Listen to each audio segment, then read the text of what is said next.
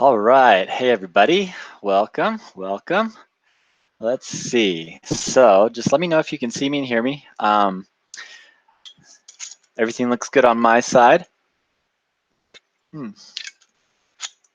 Very excited for today. I hope you guys are going to have as much fun learning about what I'm going to talk about as I will have sharing it, because I think I've put together a pretty entertaining little show. And I think also the cool part is that what I talk about will be very easy to understand. I think it'll be something that helps just remove a lot of the fog when it comes to strategy regarding PPC. And especially for people who are going to be new to the game, or they're looking to launch soon, or even if you are not really near launching at all, this is going to give you a very clear perspective on how to approach PPC and give you proper expectations of how to look at it once you're in the mix of it. So Harry and Scott say they can hear me loud and clear. And Harry, just in case the chat gets too crazy, maybe copy that question so you can paste it later, because I may forget about it. We'll see. But who knows? We'll see how crazy the chat gets. But I'm just going to jump right in. So I'll share my screen. And if you guys can give me some thumbs up or whatever once you can see my slideshow. Multiplication of Jackson. Let's see here. All right. So when you can see making your PPC campaigns bloom and the picture of the money trees, give me a thumbs up, give me a yes, give me a something, and I'll get right into it. Awesome. Thanks, Scott. Also, welcome, Scott. Welcome, Harry. I hope there's more people jumping on soon, because people that miss out on this are going to be sad. All right, excuse me. All right, so making your PPC campaigns bloom and bear profit.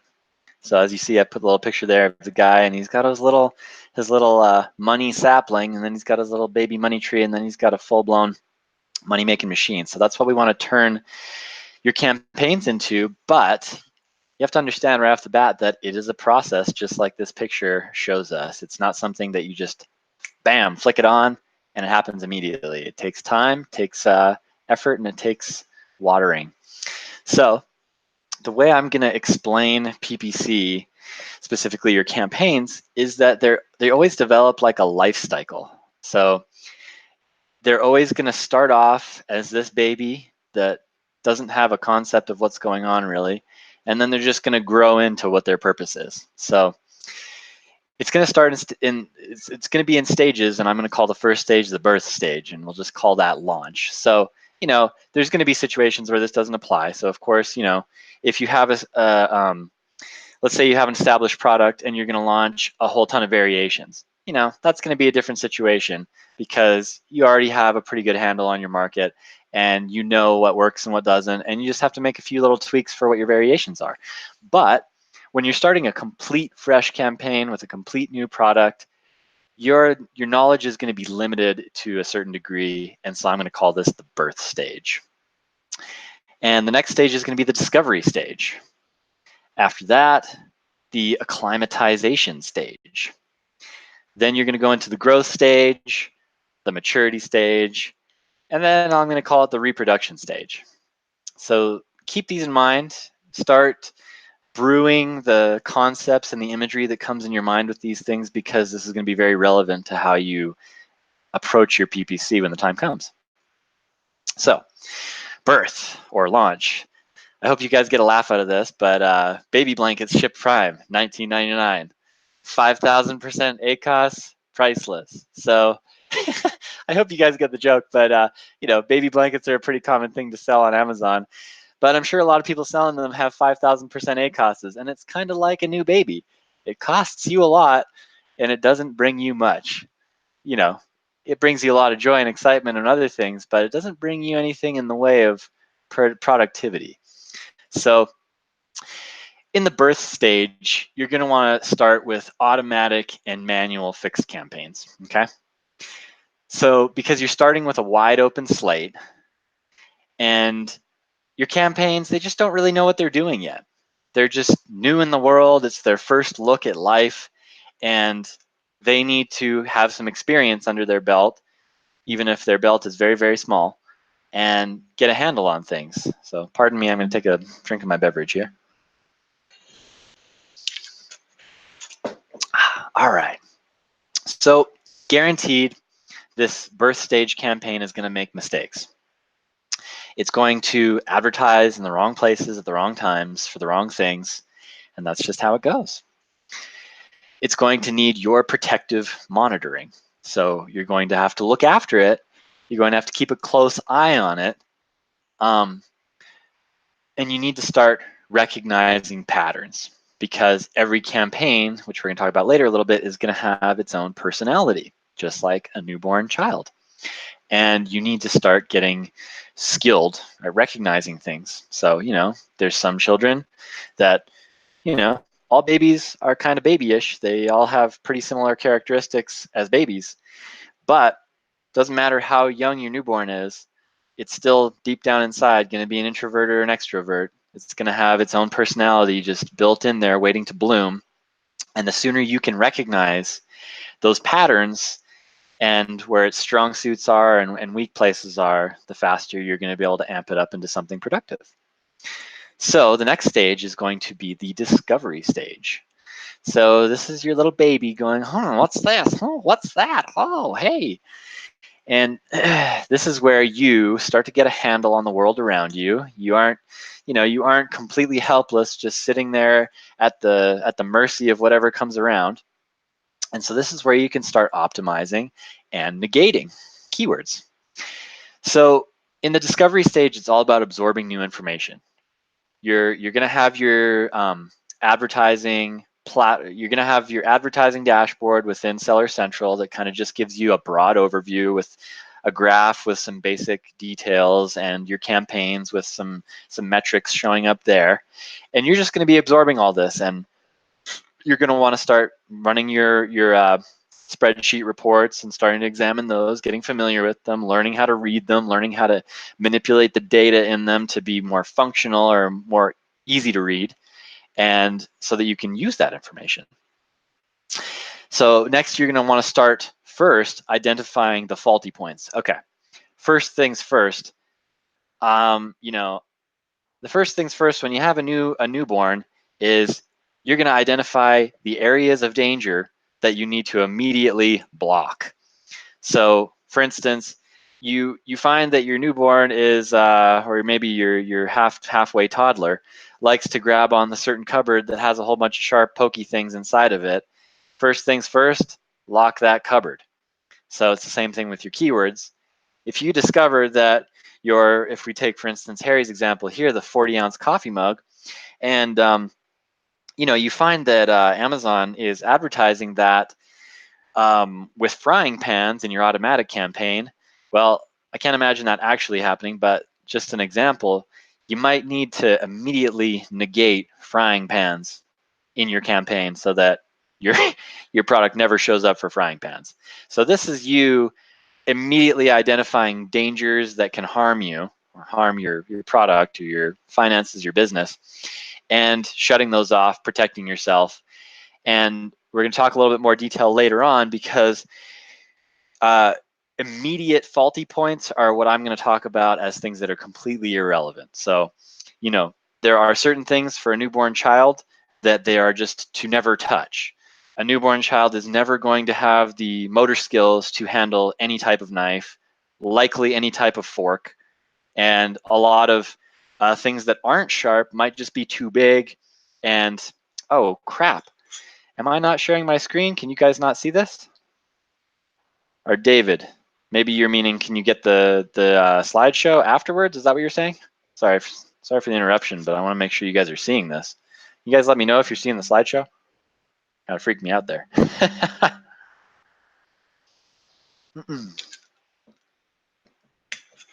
Yeah, I'm gonna assume that you guys can see it, and David's just asking for the presentation afterward.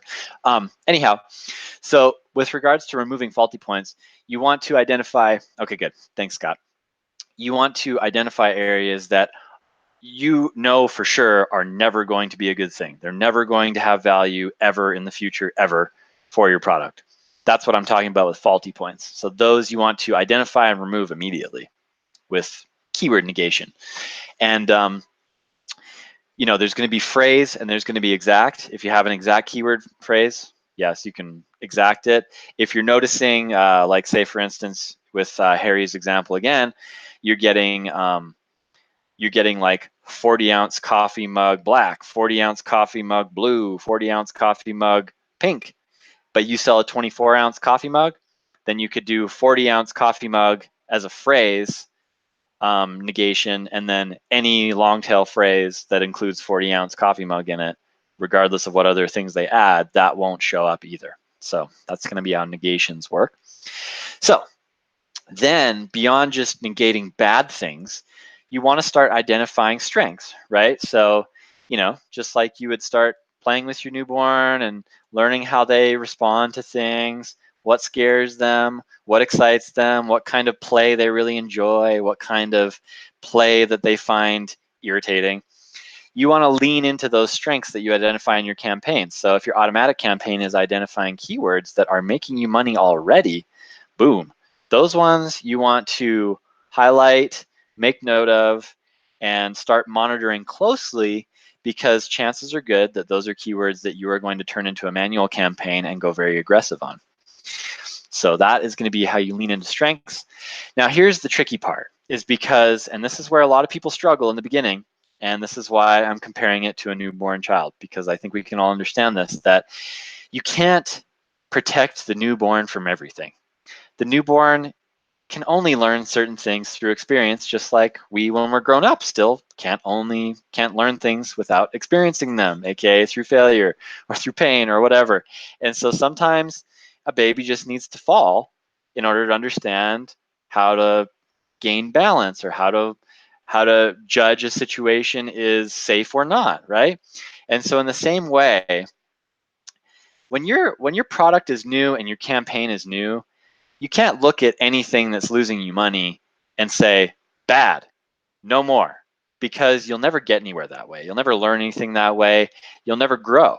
And so you have to understand the difference between, like I was talking about, faulty points where there's zero relevancy, this is not something you want to engage in whatsoever, and things that are relevant, valuable, but your campaign just hasn't got its feet yet, or hasn't got its handle on things yet. Because there's a lot of factors when you're first launching a product or you're first starting a new campaign, is that there's no data built up in Amazon's algorithm. Generally, if you're launching a new product, it doesn't have any reviews. You haven't identified its strong suits from a customer market preference standpoint, so you haven't been able to optimize the listing with keywords yet. You haven't been able to switch your photos around and find out what works best yet. So you still have to be willing to face a lot of danger, aka losing money, because there's going to be a lot of keywords that maybe don't work now, but maybe 2 weeks from now, maybe a month from now, maybe 3 months from now, maybe 6 months or a year from now, they are going to be money-making machines when you have some experience and time under your belt with your listing, and it can convert better on that keyword over time. So you have to be willing to face danger, because you have to keep absorbing new information when you're in this discovery phase, and you can't be scared to spend money. And of course, you're always seeking improvement. So now, of course, you don't want to get too change crazy, because in Amazon, things move fast, and the more money you spend up front, the faster things can move, all right? You do want to be cautious in the beginning. You don't want to blow yourself out. You have to find the magic balance between how much discovery your budget can afford over a given period of time. So say you have $5,000 to throw at PPC to launch your product. I would probably figure out a budget that spreads that PPC out over at least 2-month period. So if it were 60 days and you had $5,000, you probably wouldn't want to spend more than like $80 or $90 a day. Otherwise, you might run out of money before your product can run on its own 2 feet. But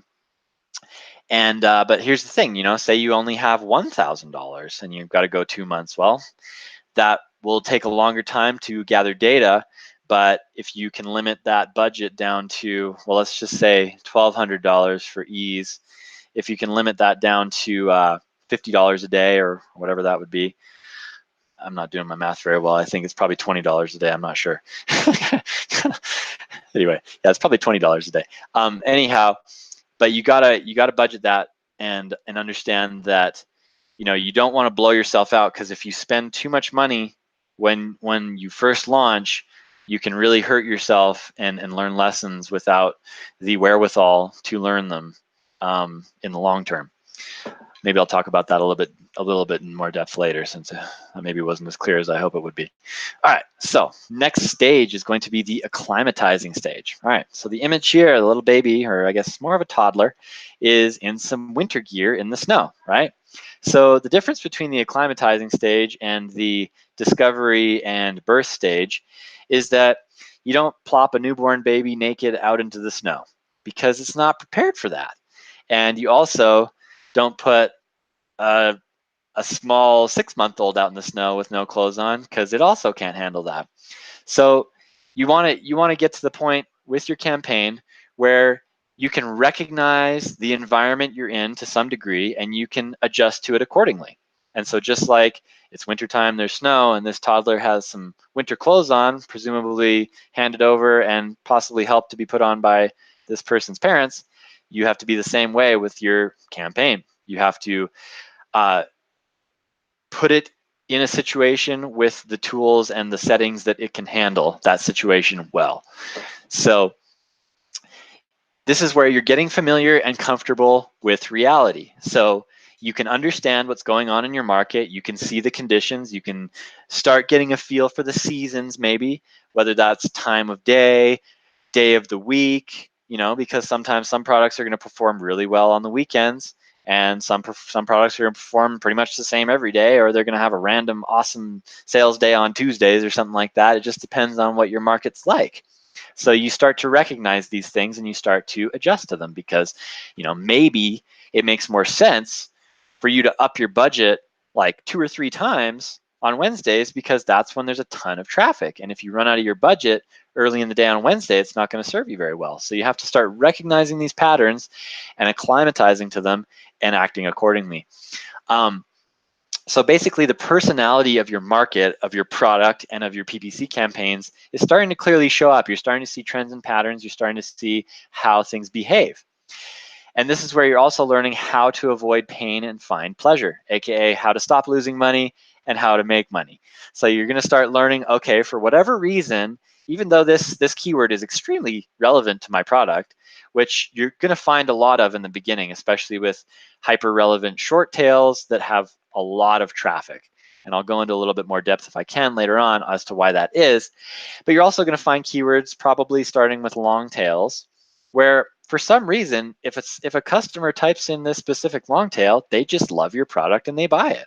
And those are the ones where you're going to start amping up your PPC, starting to rank up, getting on the top of the first page without much effort, and you're going to just start making money there, while you still struggle potentially with keywords that you aren't able to compete in yet very productively.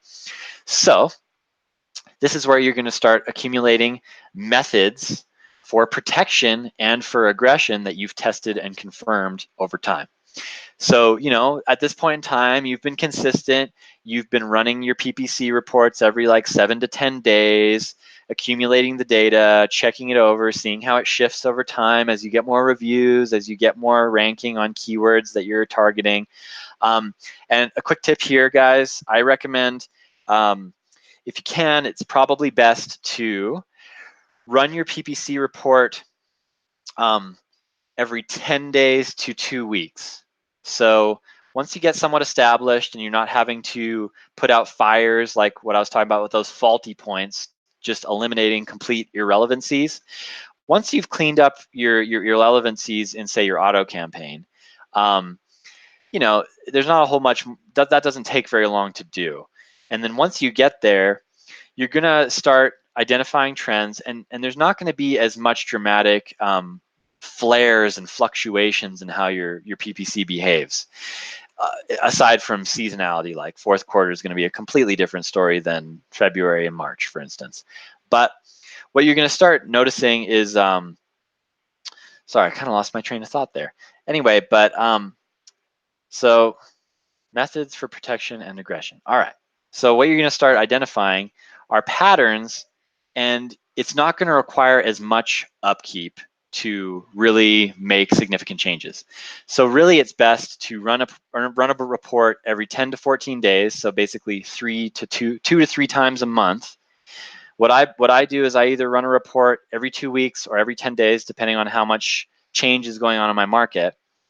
And so every month I'm going to have 2 or 3 reports, but then at the end of that month, I'm also going to run a report for the entire month, because there's basically going to be a micro view, which will be every 10 to 14 days, and there's going to be a more of a macro view, which is once a month, where you accumulate all that data and you see how keywords are performing on a monthly basis rather than a weekly or a 10-day or a bi-weekly basis. So you have to make sure you're looking at your data without being too, you don't want to cut up your data sets into too small of chunks, because then you're going to have a bad view of what's really going on, because there are going to be days where maybe a keyword just does not perform in PPC because there's just going to be variation day to day between the type of customers, right? Like, 40-ounce coffee mug might perform really great on Monday, and then the very next day, Tuesday, you might get just as many clicks and no sales at all.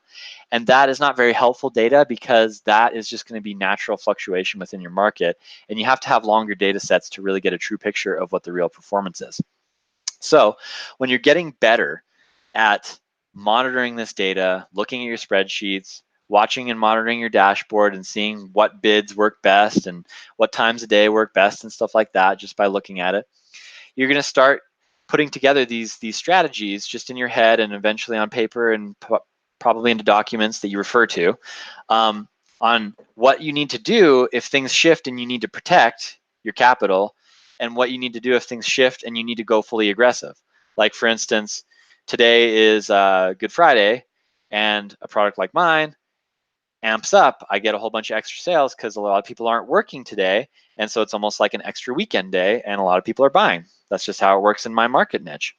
And you start to notice these things, and so, hey, what do? I up my PPC budget. I might even up the bids on a few keywords if I think there's going to be higher conversion, people more ready to buy, stuff like that. And you start to identify these things that you can do in certain situations. And it's just like, hey, if there's snow on the ground, you put on warm clothes. If there's sunny, hot weather outside, you put on shorts and a t-shirt instead, and maybe you put some sunscreen on if you need to. And you drink a lot more water, whatever it is. So you just have to be able to start recognizing the climates, the microclimates, the macroclimates, as in like seasonality of the quarters, seasonality of the months, and seasonality of the weekdays. And then you can start putting into place these methods for protection or aggression, depending on what you need to do. So the next stage, grow. So I hope you guys are liking my pictures here. Sometimes puberty is a wonderful thing, and then sometimes it isn't. So here's on the left side of this meme picture. This is your baby growing up, finding its stride campaign. And then this is your fully fledged campaign when it really finds itself. So unleashing what your campaign is made of is what the grow stage is going to be of a campaign life cycle. So this is where you've spent the cash, you've revealed the character of your campaign, you've got a handle on it, you know what happens, it's not confusing or strange to you, and certain things happen this way, and certain behaviors in the market and certain keywords behave this way and that. It's not surprising to you anymore. And this is where you've put the money in and you just determine, okay, this thing is great, I love it, I need to just turn this guy on full bore. Or you go, you know what? This thing is messed up. This thing has serious problems, and I just need to go back to the drawing board. And so either you give it everything at your disposal because it makes you money and it's a thing of glory, or you destroy it, you put it in the grave, you shut it down because it ain't bringing no good to your life. So sorry, I should go back just in case you guys want to look at that a little bit longer. That is what you're going to call the growth stage. That's when it just goes into full-fledged character of who it is, and it does what it does, and you recognize it for what it is and you act accordingly. So maturity, the next stage is where it matures. And the Morpheus meme here, what if I was to tell you being mature and hitting puberty are not the same thing? So now when a campaign grows into its fully fledged state, there's still going to be some tweaking to be had. So, just like how, technically we call in the United States at least, and, depends on the state and stuff like that. And I'm actually from Canada. So in Canada, you're of drinking age when you're 19, or is it 18? I can't remember now. But in the US, you're of drinking age at 21. And in, I think, both countries, you're actually an adult at maybe, is it 19? But the thing is that, you might be in your adult body in your, 20s and 19, that sort of thing, but you still haven't matured yet. You still have a lot to learn, and you haven't really reached that point where normalcy is a lot more apparent. And so maturity is where there's less dramatic changes and there's a general stabilization that goes on. So this is where you're not having to make as huge tweaks because, maybe you've gone a year with this campaign. You've seen how it behaves, in every season, in every situation. You've experienced the ups, the downs, the frustrations, the joys. You've kind of gone through a few years with this, and you know what life is like in this situation and that, and things relatively stay the same. So you basically just let the campaign live in its strong suit.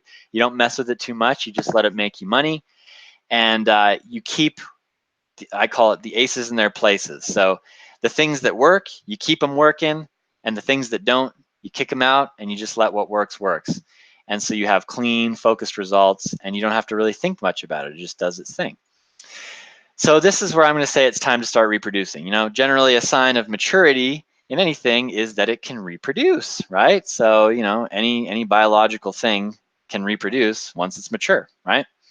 So the final stage is reproducing, right?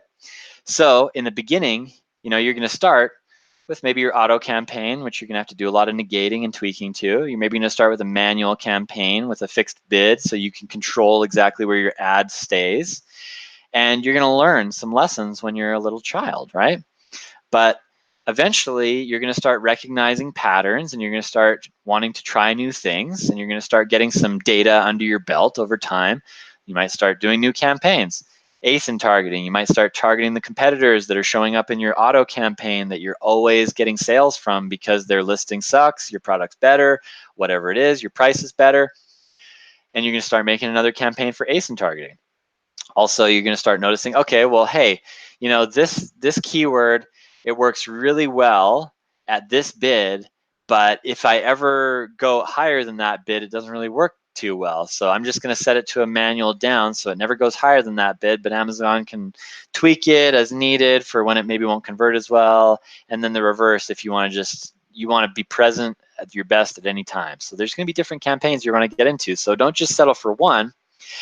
You want to have more campaigns with more specific strengths because they will teach you more about your market, about your product, about your, what you need to learn in the PPC market, what you need to learn about how Amazon's changes work with their new campaign settings and all that sort of stuff. But with more complexity comes more responsibility. You need to stay organized. It's tempting to just have two campaigns because, hey, you only have two campaigns to manage. There's a lot less clutter, but you can also, it also becomes harder to manage all the data when you only have two campaigns, because then your manual campaign is going to turn into this 18-armed blob that has a ton of things to subdivide in your sorry, excuse me, in your spreadsheets. And you can do ad groups, of course, and keep things separated in that regard. But the problem is that ad groups, it's good and it's fine, but ad groups aren't going to compete with each other, whereas separate campaigns will. And that's where you can get into more advanced tactics, which I will probably talk about in another webinar next month. So basically, the more campaigns with different ad groups you have going on in your dashboard, targeting specific functions, gives you more things to monitor on your dashboard without having to run spreadsheets all the time to see what's really going on. So for instance, the perfect example of this is any exact match campaign that you're running. You're going to see exactly what keyword these campaigns are targeting, and you can see the good metrics. You know, I should have had an image here to show you guys if you're not familiar. But if you are familiar with your advertising dashboard, you can set all those parameters to show, you know, your cost per click, the number of clicks, the amount of impressions, and all that sort of stuff, and your ACoS, of course. And you can see how things are performing, you know, in relative real time, like, you know, within 24 to 48 hours, all the data is going to update, and you can see how things are generally doing without actually getting into the super nitty gritty of exact what keyword and all that sort of stuff, and exactly which campaign that keyword popped up in. But with an exact match campaign, you can see that stuff relatively specifically. With a broad match, you're going to have to look at the spreadsheet because it's going to be hitting a whole ton of keywords. But with an exact match, you can have, you know, 20 keywords in one campaign or one ad group. You can see exactly how they're performing ACoS wise, how many clicks, what the cost to click is, and you can start making tweaks right on your dashboard without having to run a spreadsheet. So I hope that made sense. But here's the complete picture. So basically the life cycle is going to be, you're going to start with a conservative and auto and manual campaign that fits your budget, that gives you data. You're going to intake that data. You're going to be monitoring it, organizing it, testing it. And then as you start to acclimatize, you're going to start implementing what consistently works in a task-specific fashion. You're going to start identifying what you need to do when and when you need to do it why. And then you're going to start growing up into that campaign. You're going to amplify what's working best. You're going to start pulling away from it, what doesn't work and what you can't make work, no matter what you try, no matter how high you bid, no matter what time of day you bid, no matter what day of week you bid, no matter what month you bid. It doesn't work. You're going to just pull it away. You realize that's just not in your campaign or your product's personality, whatever it is. So then as you mature, you're just going to let the money makers do their thing, and you're going to identify of anything that's evil, not doing anything good, just clean it out, be done with it. And then you're going to get in that reproducing stage where you're going to begin new tests with new keywords that you believe still have potential. And of course, this is what the function of an auto campaign is going to do for you later in the game, because, you know, you've cleaned out negatives that you don't want, or maybe you're running what is called the gem hack in the course, where you run an auto campaign with very small bids, or even a manual campaign with extremely small bids on broad match short tails so that it can hit almost any keyword. And you're going to be just hunting for new keywords with those auto campaigns or that low bid manual short tail broad match. So I hope that was helpful to you guys. I hope that just gave you perspective. I hope it helped you to understand how the PPC campaigns are just kind of an organic thing, and they're changing all the time, and you need to be paying attention, learning how it works, identifying trends, and looking at it like just a living thing in a way. So now that you understand PPC better, go out, get reproducing, start going with your products. And next month, just want to give you guys a heads up, I'm going to be talking about the difference between dynamic and fixed campaigns. So stay tuned, sorry, on Fridays, because that's when I do workshops. And I don't think it's going to be next Friday or the Friday after, but it'll be sometime in May that I will be talking about. Yeah, dynamic and fixed campaigns. All right, cool. So what do we got? We got 25 more minutes for questions. So I'm gonna stop sharing, and let's see. Exit this, and if I can see myself, there we go. All right, so I'm gonna start going through the questions, and yeah, let me know. Don't just ask questions, guys. I wanna hear what helped you the most about that workshop, because then I have an idea on what I can dive deeper into, what maybe made you curious, and what you wanna learn more about and what I just specifically talked about. But yeah, I'll start answering questions now. Man, I gotta say, my favorite sparkling water of this time is the Mountain Valley. They just came out with a new flavor, white peach. Real good, real good. Okay, so backing up to the first question, Harry says, Jackson, if my niche is a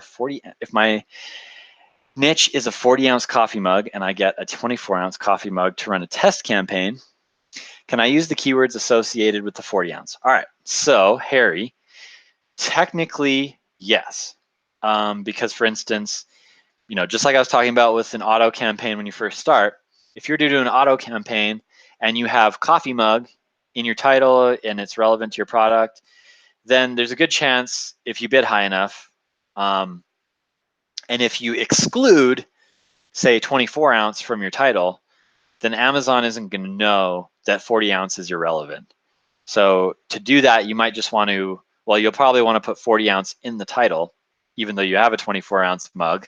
Although the problem with that, I know you're still on this ghost listing thing, but if you're gonna have a 24 ounce mug for sale and you're gonna be advertising a 40 ounce mug, presumably to investigate if there's a market for 40 ounce, you're gonna have issues if you sell a 24 ounce mug to someone wanting to buy a 40 ounce mug. So the challenge there is that, you know, you can do that, but if someone buys and you don't have a 40 ounce mug to sell them, it's going to hurt your account. It's going to hurt the customer. And I don't know, you might want to have like a burner account for that, which I wouldn't really recommend. So that brings up a whole nother can of worms with that regard. So, you know, yes, the answer is yes, you can do that, but there are going to be negative side effects of doing that if someone actually buys the product.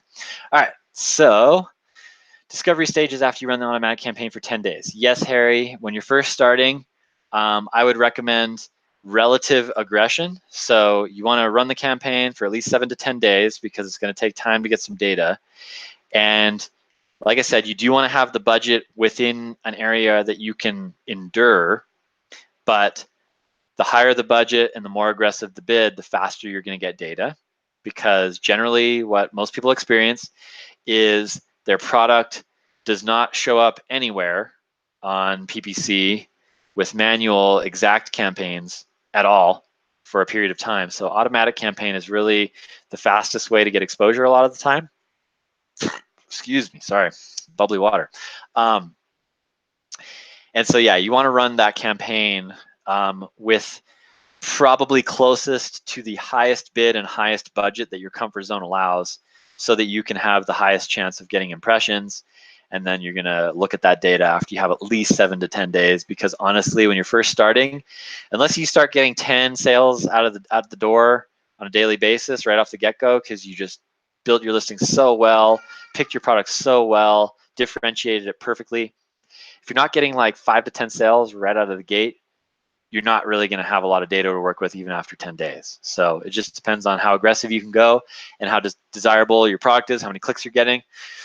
So yeah, but I hope that answered the question. David Murphy, yes, you can get the presentations. If you go to the replays section, you can always replay the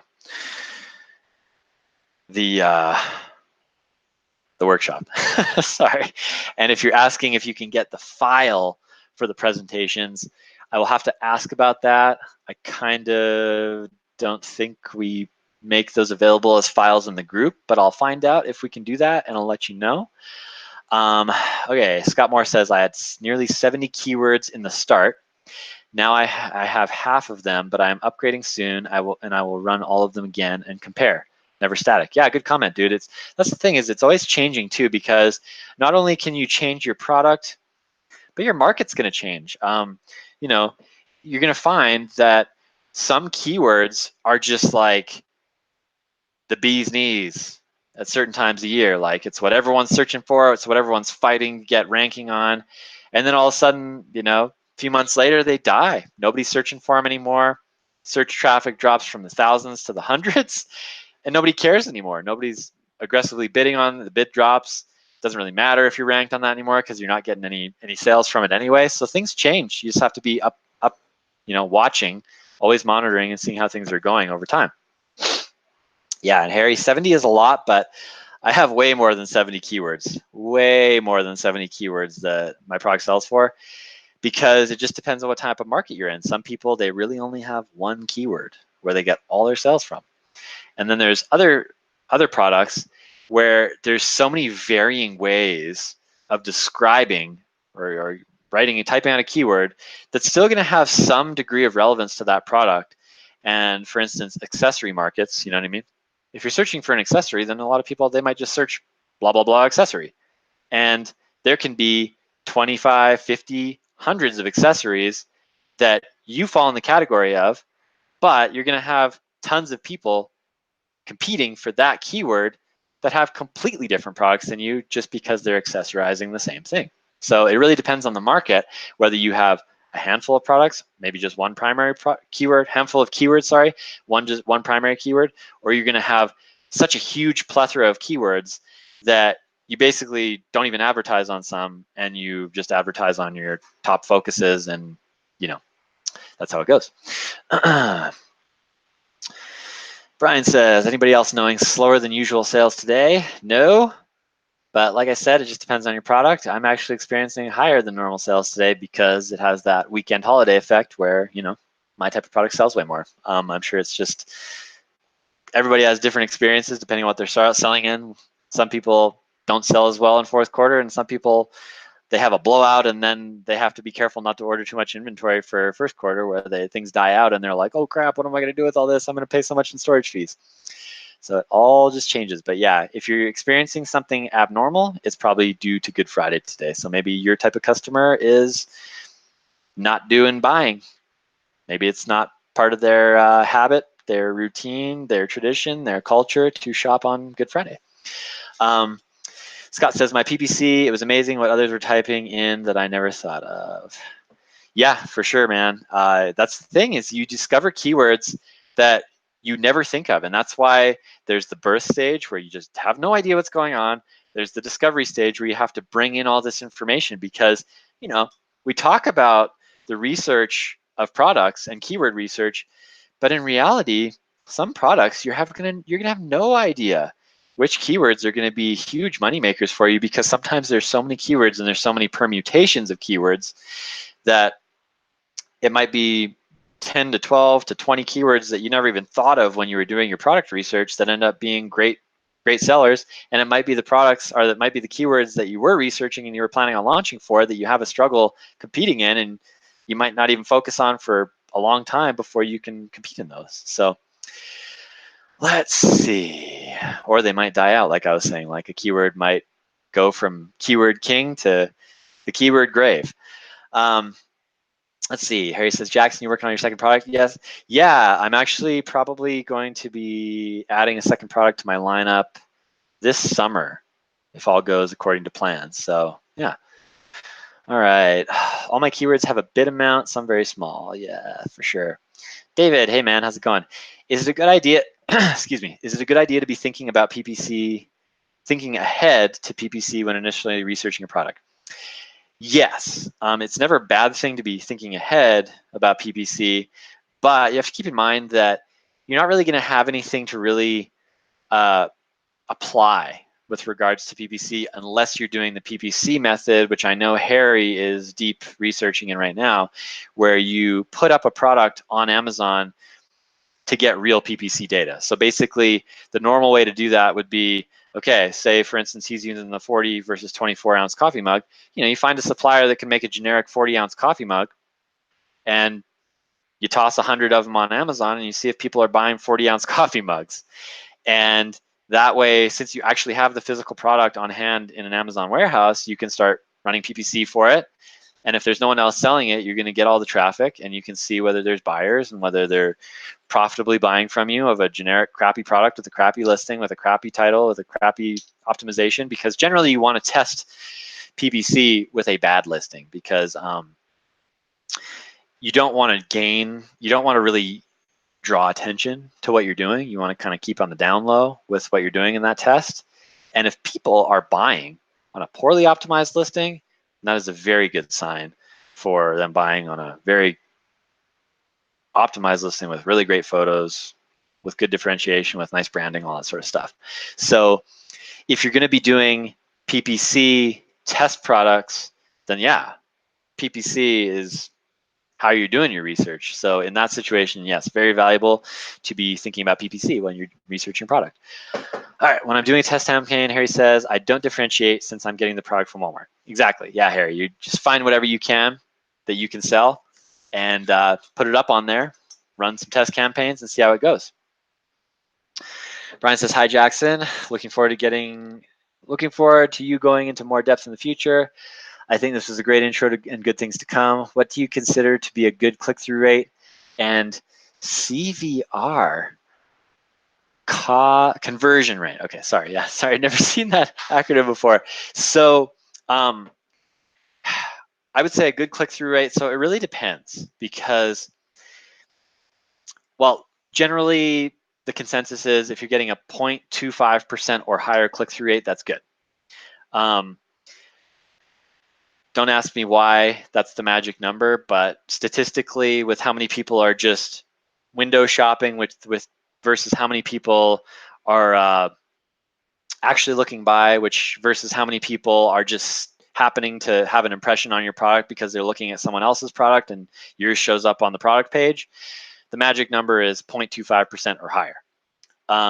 You're going to find on long tail keywords with very low traffic where you're highly relevant and highly desirable, you might get conversion, or you might get click-through rates from like 5 to 12%, just depending on how desirable you are and how little traffic there is and how many impressions there are. But a good click-through rate minimum would be 0.25%. But you know, your click-through rate is an interesting metric, but it also, you know, if your click-through rate is 0.1%, but your conversion rate is 30%, hey, that's still good. You're still making money. And a good conversion rate, in my mind, is no lower than 20%. So once you get below 20%, that's where PPC is really getting unviable. And I think probably Amazon's algorithm just recognizes that as kind of a mid-tier, low-tier situation. Because you got to think about it, if you think about it from a PPC standpoint, conversion rate is, okay, how many clicks does it take to get a sale, right? So if you're paying $2 per click and it takes 5 clicks to get one sale, that's $10 in PPC for one sale. How much margin do you have on that product that $10 is going to consume of? Is it consume all of your margin? Is it consume twice your margin? Is it consume half your margin? It depends on your product price, your cost, all that sort of stuff. So the lower, or the higher your conversion rate, essentially the less costing clicks per sale. So if you can get like 25, 33% in that range, then you're usually pretty good, because most people ideally have more than $5 or $6 in profit if they're doing it right, to use for PPC, so you can at least break even with your PPC at best and hopefully start to get profitable on your PPC on top of organic sales. So I hope that helps, Brian. 0.25 and 25% for click-through and conversion. Scott Moore says, very slow sales today. Paul says, hey, Trig, what's up, man? Harry says, same niche. Okay. Brian Schroeder. How about during launch when you have no reviews? What kind of conversion during that period? All right. So when you're launching, that's just complete unknown. Obviously, the higher the better. But when you have no reviews and you're just launching, you're really going to have your product decision, your product differentiation, your listing optimization put to the test. If you launch with no reviews and you're getting between a 10 and 15% conversion rate, well done, well done, well done. People are like, wow, the pictures are great. It looks like what I want, and they're willing to give it a shot with no reviews. So if you're getting between 10 and 15% with no reviews, I'd say you're doing pretty good. Anywhere below that, and you probably need to really start looking at, okay, what do I need to change here? Is my main image really bad? Are my bullet points and my title just not conveying what needs to be? Is my product description ugly and hard to read? You just got to start looking at optimizing. And if after you optimize and make it beautiful, still not getting a good conversion rate, then you have to do the hard questions of, is my product not good enough? Do I need to improve it? Do I need to say, whoops, made a mistake, time to start over? That's where you need to start looking at it, because you really want to get 20% or higher to make that money. All right, guys, I don't see any more questions. We got 10 more minutes, so lay them at me. Throw them down on the table and I'll answer them. In the meantime, I'll have some sweet white peach.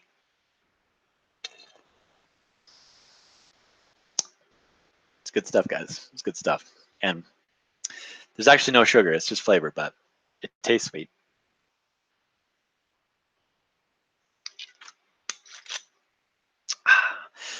All right. So anyhow, I'll just start giving you guys a bit of a heads up what I'm going to talk about next time around with campaign settings. What proof? I don't know what you're talking about, Paul. Anyhow,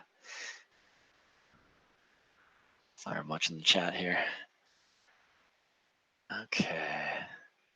Okay, Harry says, what do you use to get keywords, Helium-10 or Scope? Well, I've been using Helium-10 to track keywords primarily lately. In the beginning, I used a tool called seller.tools to generate a lot of keywords because they actually have a really good kind of onboarding setup function within their software for new products. Basically what it does is you take your product, and they have kind of a listing builder optimization scheme within their software, which you can analyze and tweak after you've set things up. But the cool thing that they have is you basically can take your, I think it's like your top 3 competitors, and you can add more over time, but you take your top 3 competitors to start, or whichever 3 competitors you think you're most relevant to that you want to harvest keywords from. And you're going to put in your product into your account. You're going to put these 3 other ASINs in the account. And then what it does is it analyzes all the keywords in those competitor listings. And it puts you through this kind of this decision-making process where it gives you all these keywords and kind of keyword roots.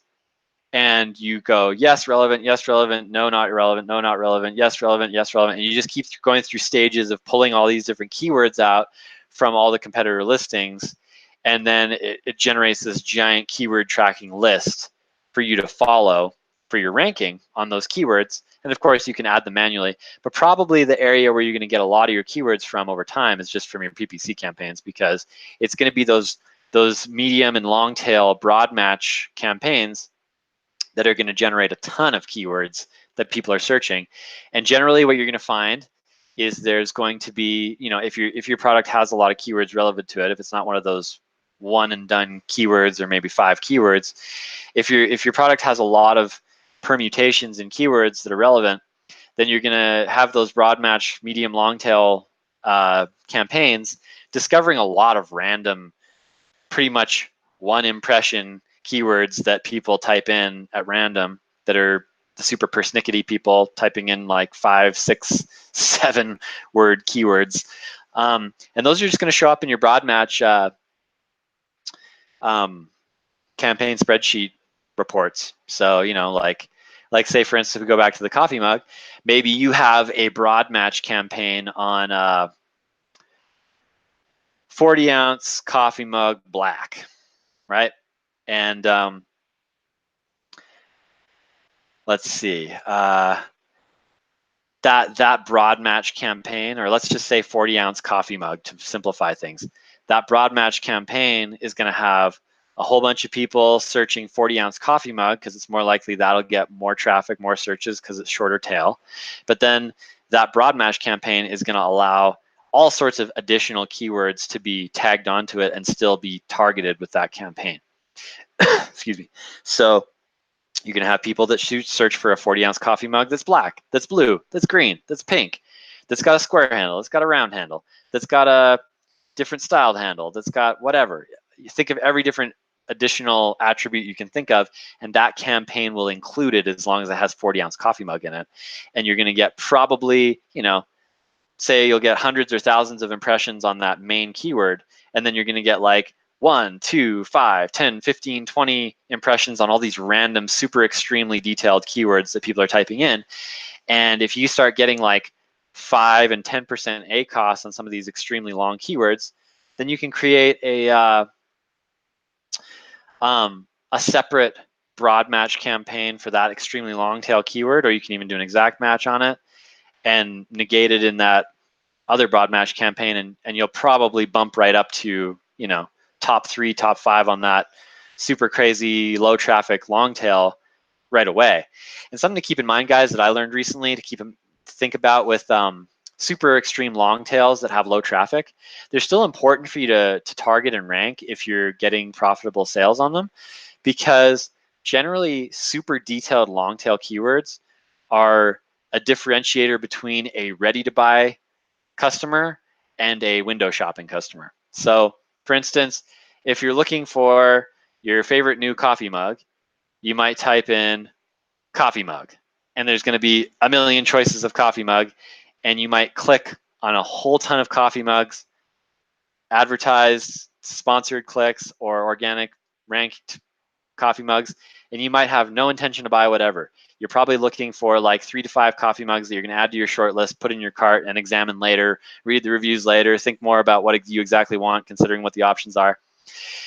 And then you're going to come back later and you're going to type in something longer tail, more exact to what you were looking for, and maybe you'll find even more options more specific to that, and you'll find something you like even better, or you'll buy that one that you were looking at before. So you have to keep in mind that lower traffic long tails, they might not have as many searching, but if you can be top dog in those areas because you're super relevant and people like your product if they search that, it's good to be near the top, because when you do get those random people that search that keyword, it might just be a completely free sale here and there because they're just ready to buy. All right. Let's see. Okay. Harry says reverse ASIN. Yeah, for sure. Helium 10's reverse ASIN is great for finding keywords. Definitely use that.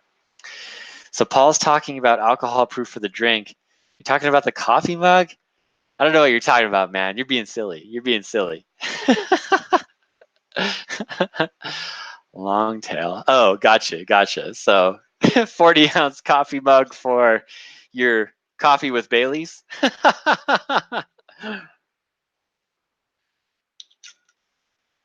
Yes, that's my preferred size of coffee mug for Baileys at the holiday season. Oh, peach drink. Yeah. This is 33.8 ounces. It's a sizable amount. Keeps me hydrated and burping. Ah. I would love to, David. Straight from the source at the Ouachita Mountains in Arkansas, and then they add some peach essence to it, I guess. So very, very delicious. I'm one of those guys where, if it's summertime, which it's getting pretty close here, we were like, I think we were like 82 degrees or something. I'm in the desert, so it's already pretty hot, and I have this. You guys can see this back here. I'm still one of those crazy people mining cryptocurrency, so I've got this like heater back here that's making me sweat in this room, and that's why I wear a headset, because it's so loud in here when the heat's on, because those fans are going. And yeah, it's pretty warm here, so I'm drinking a lot more water now, because you can get a sunburn in like 20 minutes outside at this point in time. So yeah, hey guys, it was a pleasure as always. So if you saw the thread that I posted earlier about watching TV, hey, comment in there. Let me know what you liked. Let me know what you want to learn more about. Let me know if there's anything confusing that I talked about, because I'll take that feedback for what I share next seminar on our next workshop on campaign settings. I live in Albuquerque, New Mexico, south of Colorado, east of Arizona, west of Texas, southeast of Utah, and I think it's southwest of Nebraska. I have no idea. I'm from Canada. Give me a break here. But yeah, comment in that thread, guys. Let me know what you liked, what you want more info on, what was confusing. Yeah, it's pretty hot, man. I've been wearing shorts since like February, and yeah, easy to get burnt. So yeah, have a good night, everyone, and we'll see you next time. I think next time I'll be on here, it'll just be a straight Q&A, probably in a couple weeks or so. So yeah, if you want to just ask straight up questions, put them down in your little notepad and bring them to me in a couple weeks for next Friday. I'm from Vancouver Island in Canada. This is where I got this shirt probably like 12, 16 years ago or something like that. I've been here for like 9 years now, Paul, so it's nothing new now. I'm acclimatized. I love the sun. If I were to go back to where I'm from, which is Seattle type weather, I'd get depressed pretty quick. Anyhow, guys, been a pleasure. We'll talk to you next time. Have a good night. And yeah, if you thought this was helpful, pass it around to other members who are asking questions about PPC, because we always get questions about PPC. So feel free to share the link to this workshop if you ever see someone asking questions about PPC and you think it'll help. Be a friend, share. All right, have a good night.